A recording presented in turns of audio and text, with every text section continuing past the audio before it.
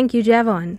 Reuters reported that angry Venezuelans set up burning barricades near the presidential palace in Caracas and in other parts of the country yesterday in protest over constant power outages and shortages of drinking water in the wake of two major blackouts this month.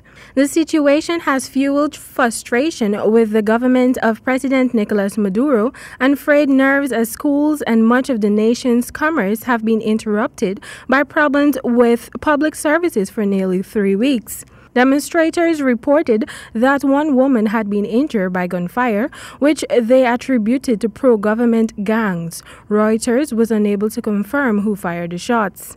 Similar protests took place in other parts of the country, including the central state of Carabobo, where demonstrators burned tires and blocked roads, according to witnesses.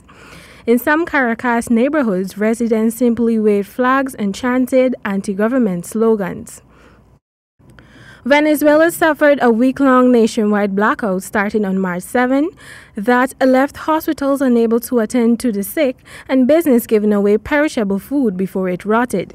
The power went out again on March 25 and has been intermittent since. Information Minister George Rodriguez said in a statement on Sunday that schools' activities, which were called off for most of last week, would remain suspended. Business hours will only run until 2 p.m., he said. The government has offered a variety of explanations for the blackouts, ranging from Washington-blocked cyber attacks to opposition-linked snipers causing fires at the country's main hydroelectric dam. Critics insist it is the result of more than a decade of corruption and incompetent management of the power system, which the late socialist leader Hugo Chavez nationalized in 2007. Opposition leader Juan Guaido, who is recognized by most Western nations as Venezuela's legitimate head of state, has called on residents to organize at the neighborhood level to demand better services. Guaido in January invoked the constitution to assume the interim president, arguing that Maduro's 2018 re-election was fraudulent and that he usurped power when he was sworn in for the second term. Maduro calls Guaido a puppet of the United States, which he says is seeking to force him from office through a coup. Washington has levied crippling sanctions against Maduro's government in an effort to push him from power.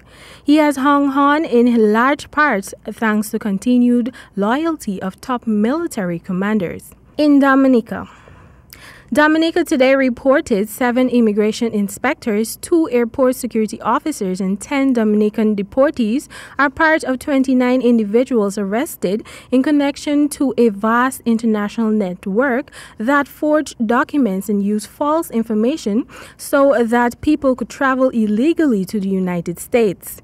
In a press conference on Wednesday, the Attorney General's office said the network was busted in a joint operation carried out in several parts of the country. It's one of the most important blows to the scourge of human trafficking in the country.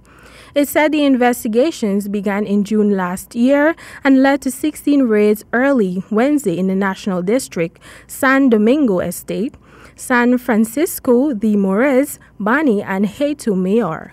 The raids were carried out by 294 agents and 16 prosecutors, 84 vehicles, and also had the support of the National Drug Control Directorate. Although the names of the detainees were not provided, the authorities said they will be charged for forgery, the sale, purchase, and distribution of fake travel documents, inclusive of passports and visas of different nationalities, and immigration seals to traffic people.